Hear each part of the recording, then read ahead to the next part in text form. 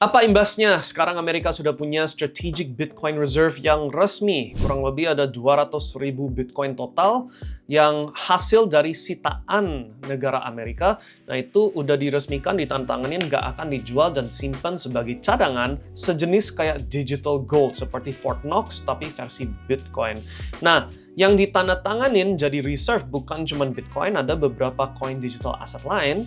Tapi yang aku mau membahas adalah hal detail kecil-kecil yang banyak orang miss, yang ada dampak dan impact besar untuk jarak jauh, long term impact. News seperti kemarin ada impact long term. Short term, not really. Gak ada impact besar. Nanti aku buktikan, sebelum berita ini muncul, sudah duluan kita short di 9600-700an, dan sudah duluan take profit waktu dia short term turun. So short term berita ini nggak terlalu ngaruh. Tapi long term, tahunan dekade, yes, berita seperti kemarin, itu ada beberapa hal yang harus diperhatikan supaya ke depannya you bisa cuanin dengan baik dunia kripto ini.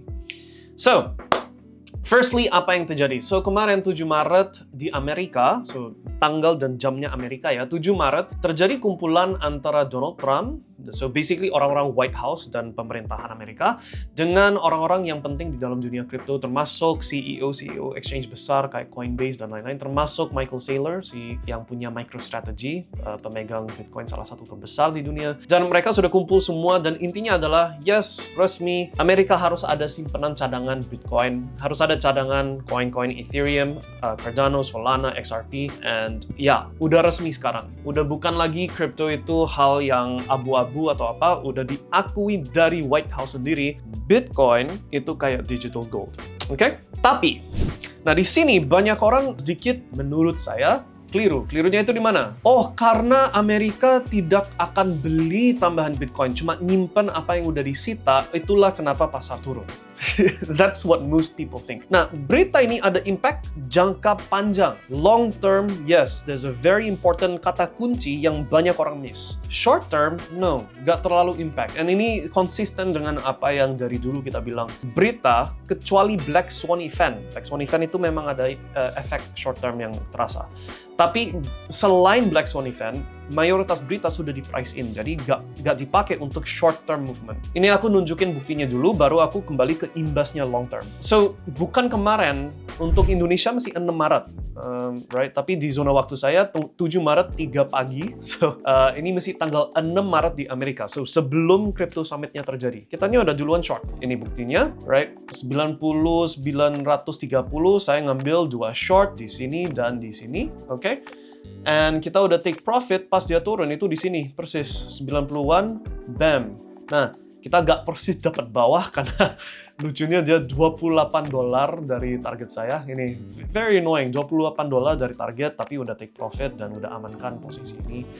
And basically wait and see, right? So my point is this, bukan hasil cuannya atau nggak cuannya. Poinnya adalah untuk gerakan short term, berita seperti ini kita nggak pakai, right? Dan kita tetap bisa akurat cuanin si Bitcoin. Tapi long term, there's a very important point yang mayoritas orang nggak perhatikan. Apa itu? Kalau kamu perhatikan, ada beberapa poin. Satu, Amerika tidak akan beli Bitcoin tambahan. Dia mau cari cara supaya bisa nambah Bitcoin dengan budget netral. So, nggak beli, tapi dengan... So, intinya begini. Udah diinsentifkan, Amerika harus sita sebanyak sebisanya Bitcoin. Intinya begitu. Karena nggak boleh beli pakai budgetnya Amerika, harus ngambil lebih banyak Bitcoin. So, apa itu? Bisa maybe nambang Bitcoin pakai tenaga gratis. Maybe. Right? But most likely, yang diinsentifkan sekarang adalah nyari-nyari Bitcoin yang bisa disita dan jadikan bagian dari simpenan reserve Bitcoin ini. Itu poin satu. Dan itu the main point yang bikin orang di berita bilang, oh gara-gara nggak nambah Bitcoin harga turun. No, it had nothing to do with that. Right?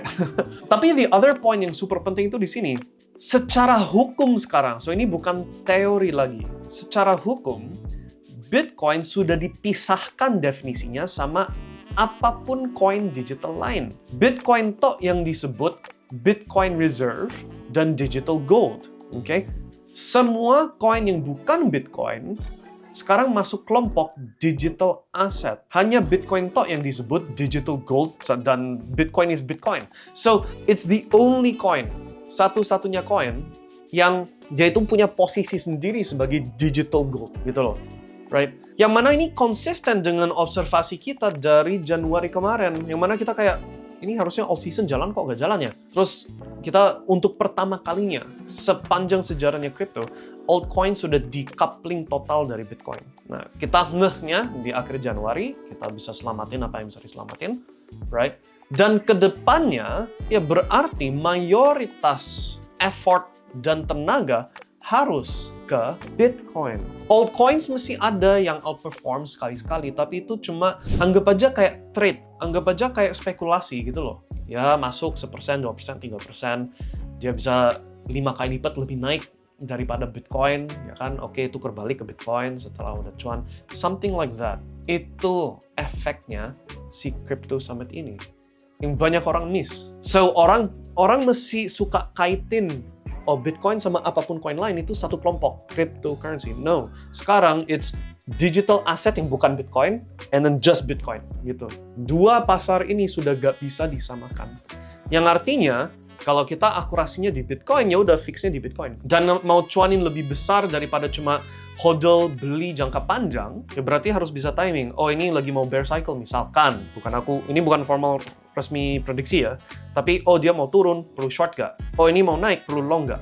Gitu loh. Nah, itu yang harus dilakukan. Dan altcoins mau masuk pun ke coin yang bukan Bitcoin, whether it's Ethereum, whether it's Ripple, whether it's, sebutin nama koinnya, karena sudah bukan lagi satu kelompok. Udah totally pisah. Bitcoin is Bitcoin, semua aset lain is semua aset lain. Harap altcoins itu semua only short term gitu loh. Short term itu maksudnya udah outperform Bitcoin untuk jangka waktu pendek, take profit, balikin ke Bitcoin. That's how the game is played ke depannya. At least itu menurut analisa kita. Nah, balik lagi ke masalah si beritanya sendiri. It's the first Crypto Summit event yang pernah diadakan sepanjang sejarah. So, ini kita omong kayak di level pemerintah sekarang sudah sesuatu hal yang pasti disusulin sama banyak negara lain. Jadi, banyak negara pasti juga ikutan. Tapi something else yang perlu kamu perhatikan adalah kalau